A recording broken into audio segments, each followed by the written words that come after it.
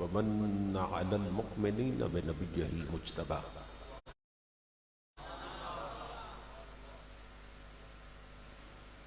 الصلاة والسلام على سيدنا ومولانا محمد خير البرى وعلى آله وأصحابه المتأدبين بالتقوى.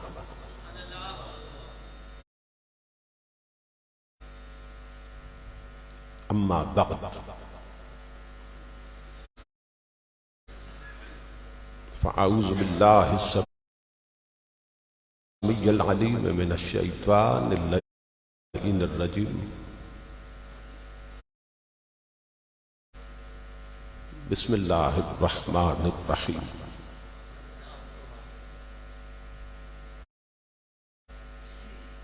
فاذكروا آلاء اللہ لعلکم تفلحون. صدق اللہ مولانا العظیم. ان اللہ وملائکتہ یصلون علی النبی یا ایھا الذین آمنوا صلوا علیہ وسلموا تسلیما.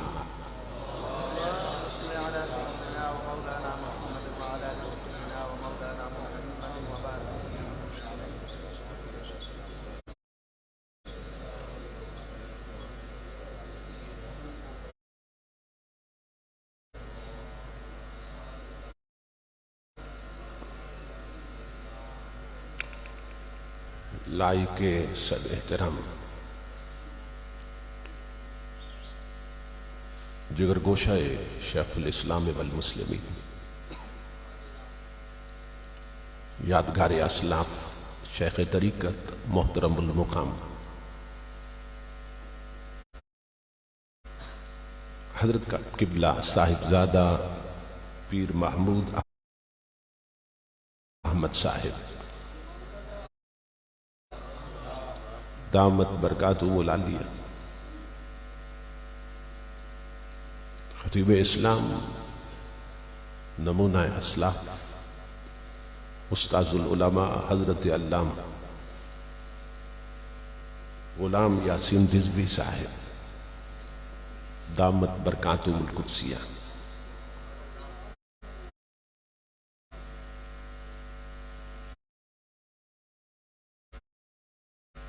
اور دیگر معزز مشائخ و علماء کرام اور محترم حاضرین و سامعین،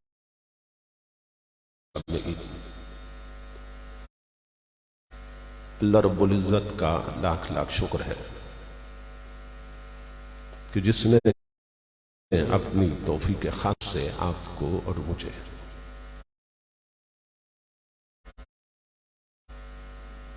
آج کی اس عظیم الشان، عظیم المقاصد اور کثیر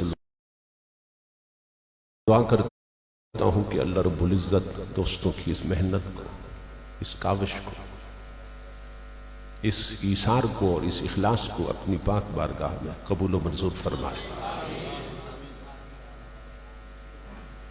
اللہ رب العزت نے محترم حاجی فیض عالم صاحب سے اتنا بڑا کام لیا ہے، یہ اس کی خصوصی توفیق کے بغیر ممکن نہیں ہے. یہ بات عطا تب ہوتی ہے جب خاص عنایت ہوتی ہے. اللہ رب العزت اس مرکز کے فیضان کو تا قیام قیامت جاری و ساری رکھے. میں اپنے برادر عزیز محترم المقام مزمل حسین سلطانی صاحب کا شکر گزار ہوں کہ جن کی محبت بری دعوت پر تاریخ کا تعین ہوا اور میں اس پاکیزہ مجلس تک پہنچا ہوں. خوش بخت اور خوش نصیب ہوتے ہیں وہ لوگ جنہیں اللہ رب العزت اپنی بارگاہ تک رسائی کی توفیق سے نوازتا ہے. اس گھر کی طرف اٹھنے والا ہر قدم درجے بلند کرتا ہے، گناہ معاف کراتا ہے اور نیکیاں عطا کرتا ہے۔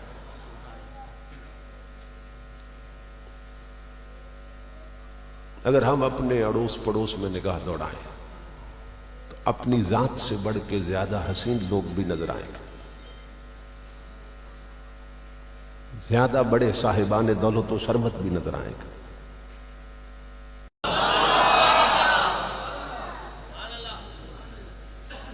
ہو سکتا ہے جسے پڑوسی سلام کہنا بھی پسند نہ کرے، اسے نوری آ کے سلامی دے رہے ہیں۔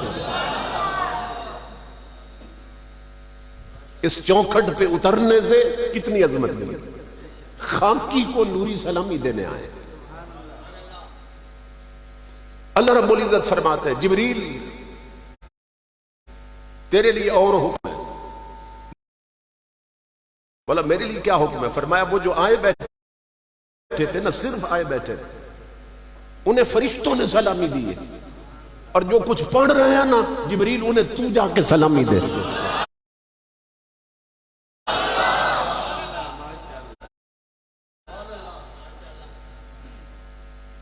پڑھ رہے ہیں، تسبیح پڑھ رہے ہیں، درود پڑھ رہے ہیں، کلمہ پڑھ رہے ہیں، جبریل انہیں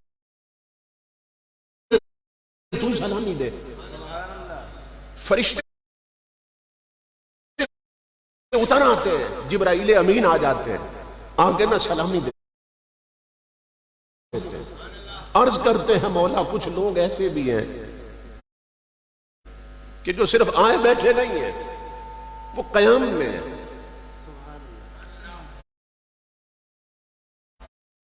وہ رکوع میں ہیں، وہ سجدے کر رہے ہیں، وہ بندگی میں لگے، عبادت کہ اس پوزیشن میں اللہ رب العزت فرماتا ہے جبریل اور فرشتوں گواہ ہو جاؤ، مجھے اپنی عزت کی قسم انہیں میں خود سلامی دیتا ہوں۔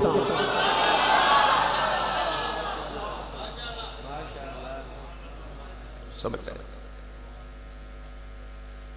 تو جب سے ہم نے اس چوکھٹ پہ اترنا چھوڑ دیا، ہماری عزتیں ختم ہو گئی۔ انسان جب یہاں پہنچ جاتا ہے اور ہاتھ باندھ لیتا ہے، ہاتھ باندھ لیتا ہے، تو اس وقت اللہ کا خوف اگر اس پہ طاری ہو جائے اور خشیت طاری ہو جائے، اس کی آنکھ میں آنسو آتے ہیں۔ امام غزالی لکھتے ہیں کہ وہ آنسو جب پلکوں سے ٹپک کر رخسار پہ آتے ہیں نا، اس کے تو ہاتھ بندھے ہیں، بندہ ادھر تصور کرتا ہے کہ میں ہاتھ اٹھا کے نہ آنسو صاف کر لوں۔ امام غزالی کہتے ہیں اللہ کی عزت کی قسم، اس وقت رب آواز دیتا، او میرے بندے تو باہر بھی روتا رہا، تیرے آنسو کسی نے نہیں پہنچے، کسی نے صاف نہیں کی، اب میرے گھر میں آنے کا فائدہ کیا ہے؟ اگر آنسو تو اپنے خود صاف کرے، آواز آتی ہے رونا تیرا کام ہے، آنسو چننا میرا کام ہے۔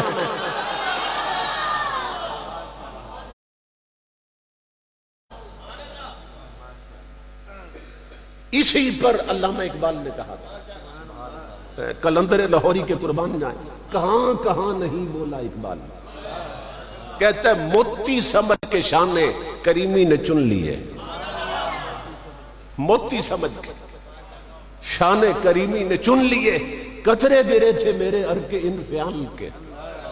کہتا ہے جب گناہوں پہ شرمندہ ہوا اور اللہ کی بارگاہ میں رویا، میری آنکھوں میں آنسو آئے نا، تو اوپر سے نیچے گرے تو پانی تھے، اور جب مولا نے اٹھائے تو ہیرے اور موتی بن گئے۔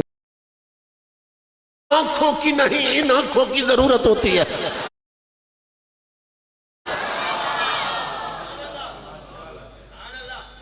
اگر یہ آنکھیں ہوں تو گستاخوں تک پہنچ جاتے ہیں لوگ، ان آنکھوں کی ضرورت ہوتی ہے۔ تو وہ سو رہی تھی، تلوار اس کے سینے پہ رکھی نہ نوک، اور پشت تک پار کر دی، اس کا خاتمہ کر کے گھر گئے، جا کے غسل کیا کہ اس کے ناپاک خون کے چھینٹے نہ پڑ گئے۔ ابھی غسل کر کے تیاری کر رہے تھے کہ مسجد نبوی میں حضرت بلال نے فجر کی اذان دی تھی۔ تاجدار انبیاء کے غلاموں، وہ جا کے نا پہلی صف میں بیٹھ گئے. تاجدار کائنات نماز پڑھانے کے لیے حجرے سے باہر تشریف لائے. حضور کا طریقہ یہ تھا کہ آپ جب نماز پڑھا چکتے تھے نا تو اپنا رخ انور کر لیتے تھے صحابہ کی طرف، کیونکہ جانتے تھے کہ یہ رات جو انہوں نے گھروں میں گزاری ہے نا، اس نے بھی ہجر کی آگ میں جلائے رکھا ہے. اپنے دیدار سے انہیں چاند کم کرتے حضور صلی اللہ علیہ وسلم. امام الانبیاء کا طریقہ یہ تھا، صحابہ کہتے ہیں کہ جب رخ انور پھیرتے تھے نا تو سب پہ نگاہ رحمت ڈالتے تھے، سب. لیکن آج انداز بدلا ہوا تھا، پھر کر نگاہ چار سو ٹھہری اسی کے روبرو. نابینے صحابی پر حضور کی نظریں ٹک گئی، اس سے ہٹ نہیں رہی نظریں حضور. امام الانبیاء نے مسکرا کے فرمایا اقتلت بنت مروان، فرمایا وہ میری گستاخ مار دی تو نے؟ عرض کی میرے آقا میں نے اس کا خاتمہ کر دیا. فاروق اعظم ان کے ساتھ بیٹھے تھے، فرط جذبات سے کھڑے ہو گئے، کہنے لگے دیکھو دیکھو وہ ہم آنکھوں والے پروگرام بناتے رہے، اس نابینے نے کتنا بڑا کام کر دیا. فاروق اعظم فرمانے لگے کہ صحابیو دیکھو ہم آنکھوں والے پروگرام بناتے رہے، اس نابینے نے کتنا بڑا کام کر دیا. جب فاروق اعظم نے کہا نا نابینے نے، امام الانبیاء اٹھ کھڑے ہوئے، فرمایا عمر لا تقل له اعمى ولكنه بصیر، اسے نابینا مت کہو، یہی تو آنکھوں والا ہے.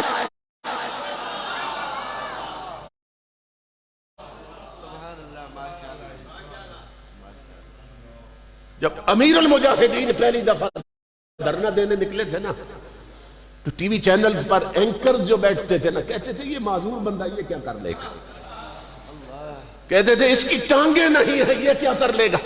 تو گویا مدینے سے آواز آئی ہوگی نادانو تم کہتے ہو ٹانگیں نہیں ہیں، وہ یہی تو ٹانگوں والا ہے. یا رسول اللہ لبیک لبیک لبیک، یا رسول اللہ لبیک لبیک لبیک، یا رسول اللہ لبیک لبیک لبیک، یا رسول اللہ لبیک.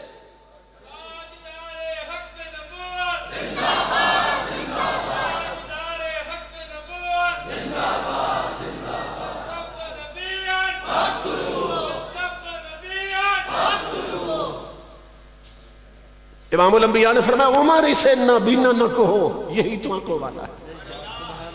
اور ساتھ ہی حضور نے اس صحابی کے ہاتھ پکڑے اور اٹھا دیا اسے، فرمایا اپنا منہ کرو مجمع کی طرف. جب رخ انور پھیرا نا تو امام الانبیاء نے فرمایا من سرہ من احب ان ينظر الى رجل من اہل الجنت فلینظر الى ھذا، فرمایا اگر زمین پہ چلتا پھرتا جنتی دیکھنا ہے تو میرے اس دیوانے کی زیارت کر لو. سمجھ رہے ہیں؟ عام ذہنوں میں ایک سوال پیدا ہوتا ہے بھائی حضور صلی اللہ علیہ وسلم کے گستاخ کو قتل کیوں کیا جاتا ہے؟ یہ تو ہر شخص جانتا ہے کہ یہ کائنات بنی حضور کے صدقے میں. حضور نہ ہوتے تو ہم نہ ہوتے، حضور نہ ہوتے تو کچھ بھی نہ ہوتے. جب گر وہ نہ تھے، جب وہ نہ تھے تو کچھ نہ تھا. اعلیٰ حضرت فرماتے جب وہ نہ تھے تو کچھ نہ تھا، اور گر وہ نہ ہو تو کچھ نہ ہو. جان ہے وہ جہان کی، جان ہے تو جہان ہے. سمجھ رہے؟ تو یہ تو قرآن و حدیث سے ثابت ہے کہ حضور کے صدقے میں سب کو وجود ملا. امام الانبیاء باعث تخلیق کائنات، حضور وجہ وجود کائنات. حضور نہ ہوتے تو کوئی بھی نہ ہوتا. اب گستاخ کی سزا قتل کیوں ہے؟ اس لیے کہ جس کے سبب سے یہ بنا ہے، جس نبی کے سبب سے یہ بنا ہے، جب اس کا نہیں رہا تو اسے مٹا دیا جائے. یہ بات عقل میں آنے والی بھی ہے. جن کے سبب سے اسے وجود ملا، جب ان کا نہیں رہا تو اس کا وجود مٹا دیا جائے.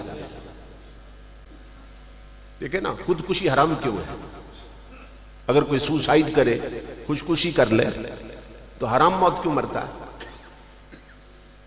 یہ توجہ طلب بات، اس لیے کہ اگر کوئی کسی کو مار دے نا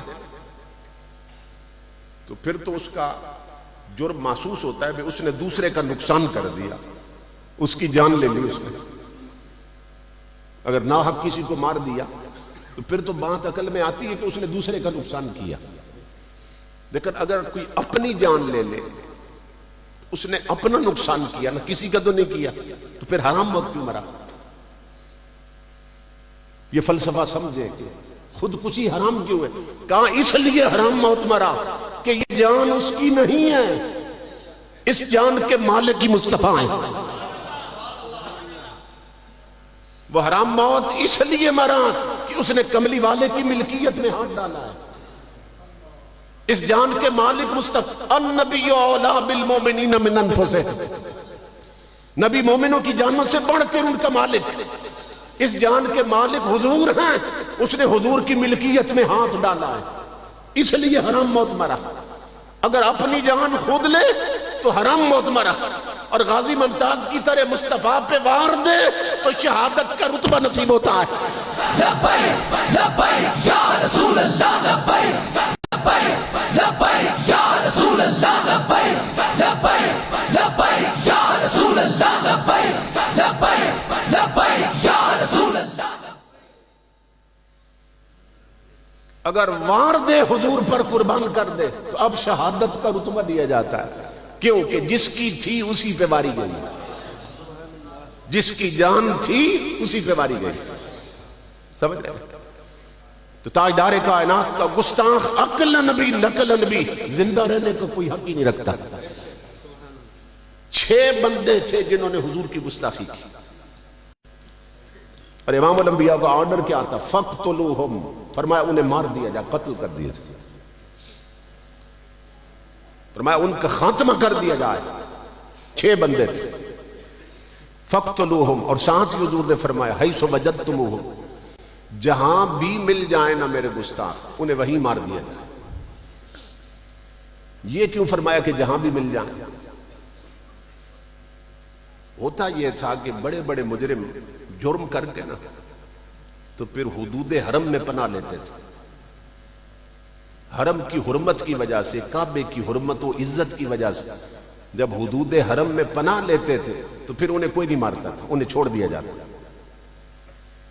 امام الانبیاء فرما رہے ہیں کہ میرے گستاخوں نے گستاخی کی ہے نا، فرمایا انہیں قتل کر دیا جائے، جہاں بھی ملے مار دیے جائیں۔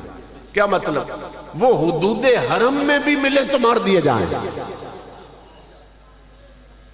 اس لیے فرمایا جہاں بھی پاؤ مار دو۔ اور آگے مزید وضاحت فرما دی حضور نے، فرمایا لو وجدتموہم تحت استار الکعبہ، فرمایا میرے گستاخ اگر کعبے کے پردے کے نیچے مل جائے نا وہیں پہ مار دو۔ مقام نبوت سمجھیے کیا ہے؟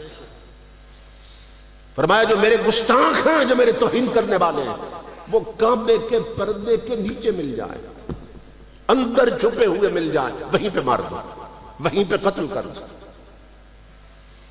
اب ایمان سے بتائیں، جو کعبے کے پردے کے اندر چھپ جائے، یا اس کی پشت کعبے سے لگی ہوگی یا اس کا سینہ کعبے سے لگا ہوا ہوگا، کیونکہ غلاف اوپر فٹ ہے اس کے۔ اور حضور فرما رہے ہیں کہ میرا گستاخ کعبے کے پردے کے نیچے مل جائے تو مار دو۔ جس کعبے کی عظمت یہ ہے کہ وہاں آپ ایک چڑیا کا شکار نہیں کھیل سکتے، جہاں چڑیا نہیں مار سکتے وہاں حضور فرماتے ہیں بندے مار دو۔ اب کعبے کی حرمت کا کیا بنے گا کہ وہاں اگر بندے مار، اور بندے اگر کعبے کے پردے کے نیچے ملے تب بھی مار دو۔ جو گستاخ، علماء کہتے ہیں اب کیا؟ فرمایا اگر کعبہ تنہا ہونا تو اس کی یہی حرمت ہے کہ وہاں چڑیا بھی نہیں مار سکتے، لیکن اب ہے 2 حرمتوں کا مقابلہ ہو گیا، ایک طرف ہے عزت کعبہ، ایک طرف ہے عزت مصطفیٰ، ایک طرف کعبہ ہے، ایک طرف کعبے کا بھی کعبہ ہے، ایک طرف قبلہ ہے، ایک طرف محمد عربی ہے۔ اب اگر کوئی حضور کی حرمت پہ حملہ کر کے کعبے میں پناہ لے، تو آقا فرماتے ہیں انہیں وہی قتل کر دو. کیوں؟ کعبے کی عزت بھی نبی کی عزت پہ قربان کر دو، کیونکہ تمہارا نبی کعبے کا بھی کعبہ ہے، ہمارے نبی کعبے کے بھی کعبہ ہے. جب مکہ فتح ہوا نا تو امر رسول اللہ صلی اللہ علیہ وسلم بلالا ان یؤذن علی زار الکعبۃ فاذن علی زارہ. مکہ فتح ہوا تو امام الانبیاء نے فرمایا بلال کہاں ہے؟ حضرت بلال حاضر ہوئے، عرض کی اللہ کے حبیب کیا حکم ہے میرے لیے؟ فرمایا بلال مبارک ہو، وہ مکہ فتح ہو گیا جس نے تیرے جسم پہ کوڑے برستے دیکھے، جس کی گلیوں میں تجھے گھسیٹا جاتا تھا. بلال مبارک ہو، کعبہ مکہ فتح ہو گیا. اور ایسا کرو بلال، کعبے کی چھت پہ چڑھ جاؤ اور آزان دو. حضرت بلال کعبے کی چھت پہ کھڑے ہیں. اب یہاں علماء بحث کرتے ہیں کہ بلال نے جب مدینہ میں آزانیں دی تھی تو منہ کعبے کی طرف کیا تھا، جب سفر میں آزانیں دی تھی تو منہ کی جگہ تھا کعبے کی طرف. زندگی بھر حضرت بلال نے جہاں آزان دی منہ کعبے کی طرف کیا تھا. اب کعبہ تھا بلال کے پاؤں کے نیچے، اب بلال نے منہ کدھر کیا تھا. علماء لکھتے ہیں کہ بلال نے کعبے پہ کھڑے ہو کر چہرہ محمد عربی کی طرف کر لیا تھا، کیونکہ ہمارے آقا کعبے کا بھی کعبہ ہے، کعبے کا بھی کعبہ ہے. اسی لیے اعلیٰ حضرت فرماتے ہیں حاجیو آؤ شہنشاہ کا روزہ دیکھو، حاجیو آؤ شہنشاہ کا روزہ دیکھو. وہ کعبہ تو دیکھ چکے، اب کعبے کا کعبہ دیکھو.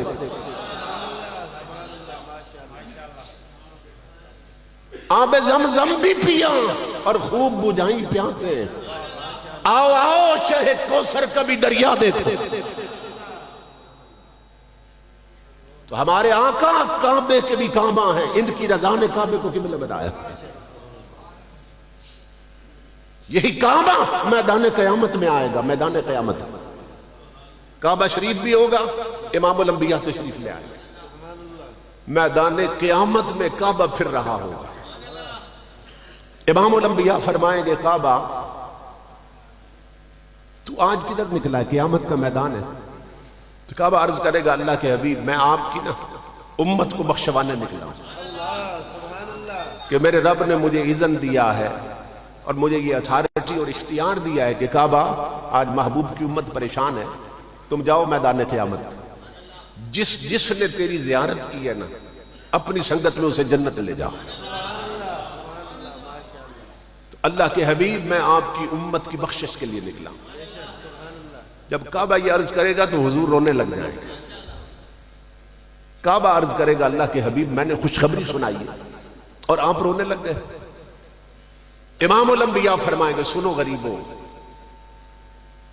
امام الانبیاء فرمائیں گے کعبہ تو نے خوشخبری تو دی ہے مگر تو نے ایک شرط بیان کر دی. تو کہتا ہے انہیں بخشواؤں گا جس نے زیارت کی. تو مجھے اپنی امت کے وہ غریب یاد آ گئے کہ زندگی بھر غریبی نے گھر سے نکلنے نہیں دیا، تڑپتے رہے تجھے دیکھنے کے لیے مگر غربت تھی، تنگ دستی تھی، مکہ آ نہ سکے. اس کا مطلب ان غریبوں کے لیے آج تو کچھ نہیں کر سکے. مجھے وہ غریب یاد آ گئے. کعبہ تو صرف امیروں کو چنے گا، زیارت والوں کو چنے گا. کعبہ عرض کرے گا اللہ کے حبیب مجھے اتنا ہی اذن ملا، بس اتنا ہی اختیار ملا. سنو آقا کے میلاد میں آنے والوں، میرے نبی کی رحمت جوش میں آئے گی. امام الانبیاء فرمائیں گے کعبہ تو جا رہا ہے نا زیارت والوں کو چننے کے لیے، جب غریب رہ جائیں پیچھے انہیں میرا پیغام دینا غریبوں گھبراؤ نہیں. کہ کعبہ تیری اتھارٹی صرف اتنی ہے کہ انہیں بخشوائے گا جنہوں نے تیری زیارت کی ہے، اور میں اسے بخشواؤں گا جس نے مجھ سے محبت کی ہے. یا رسول اللہ لبیک لبیک لبیک یا رسول اللہ لبیک لبیک لبیک یا رسول اللہ لبیک لبیک لبیک یا رسول اللہ لبیک لبیک لبیک یا رسول اللہ لبیک. کعبہ غریب گھبرا نہ جائیں، انہیں کہنا کہ آج تیری اتھارٹی صرف اتنی ہے کہ تو انہیں بخشوائے گا جس نے زیارت کی ہے، اور میں محمد عربی ہوں، میں اسے بخشواؤں گا جس نے مجھ سے محبت کی ہے، وہ میرے زمانے کا بلال ہو یا اپنی صدی کا میر علی شاہ ہو، وہ میرے زمانے کا سہیب ہو یا اپنے زمانے کا خاتم حسین رضوی ہو۔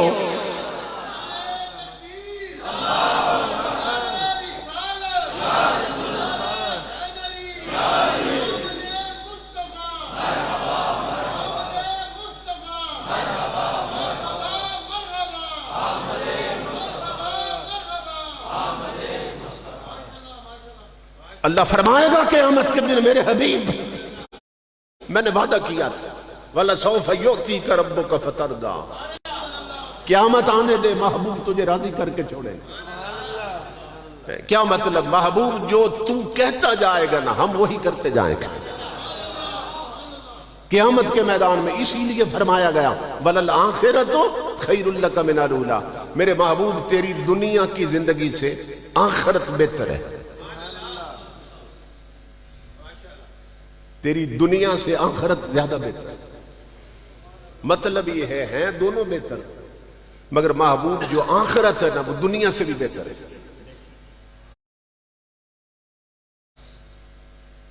اس پر صوفیاء نے لکھا کہ ہے دنیا بھی بہتر میرے حبیب، کیوں؟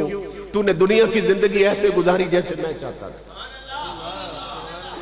تو نے مکے جیسا وطن چھوڑ دیا کیونکہ میں چاہتا تھا، تو مہاجر بنا کیونکہ میں چاہتا تھا، تو نے طائف میں تبلیغ کی پتھر کھائے، تبلیغ پر میں نے بھیجا تھا، احد میں دندان مقدس شہید ہوئے میرے محبوب ہی، میں نے جہاد کا حکم دیا تھا، تو غاروں میں روتا رہا میری محبت میں میرے حبیب، تو نے زندگی ایسے گزاری جیسے میں چاہتا تھا، تیری آخرت دنیا سے بھی بہتر ہوگی، کیوں؟ کہ تو نے دنیا ایسے گزاری جیسے میں چاہتا تھا، اور میں قیامت ایسے گزاروں گا جیسے تو چاہے گا۔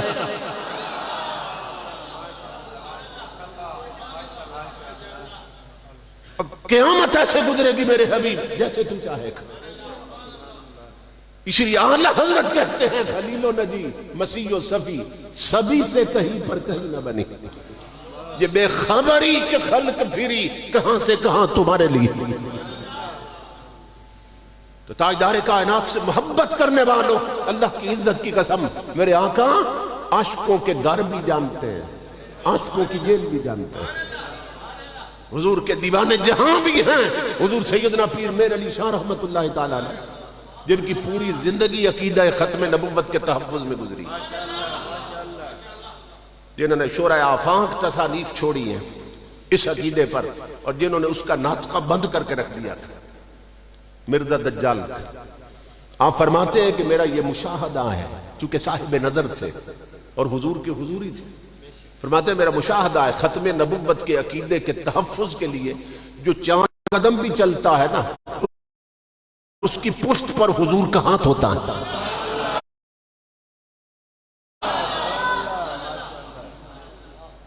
آج عقیدہ ختم نبوت خطرے میں ہے، قادیانی اور مرزائی یہ خفیہ طور پہ جان بچھا رہے ہیں۔ میں سیالکوٹ سے آگے علاقہ بجوات کی طرف گیا دریائے توی سے گزر کر، تو انہوں نے بتایا کہ یہاں خفیہ طور پر انہوں نے بہت سارے دیہات اپنی لپیٹ میں لے رکھے،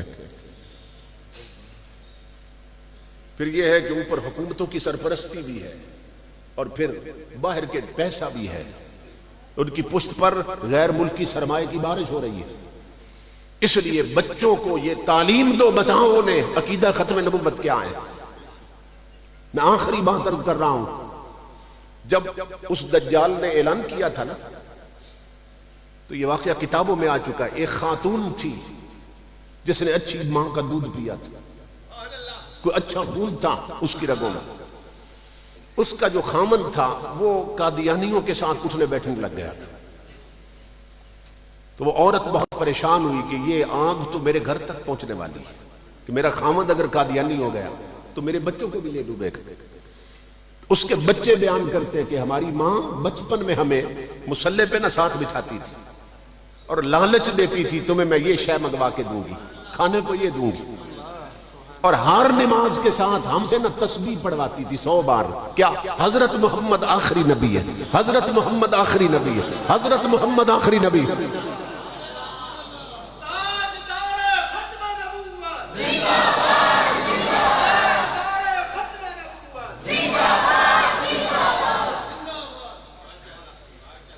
چھوٹے چھوٹے بچے تھے، یہ چھوٹے چھوٹے بچے تھے، عشق احمد دیکھیے اور میرا بچپن دیکھیے۔ بیٹا آپ کھڑے ہو جائیں، ادھر آ جائیں میرے پاس۔ جب لبیک کے نعرے لگ رہے تھے یہ بچہ سب سے زیادہ تڑپ رہا تھا، ایسے لگتا تھا کہ یہ اڑ جائے گا فضا میں، اتنے جذبات میں تھے۔ عشق احمد دیکھیے اور میرا بچپن دیکھیے، زلف کی زنجیر اور ننھی سی گردن دیکھیے، یہ بھی حضور کی زلفوں کے قید میں۔ رسول اللہ لبیک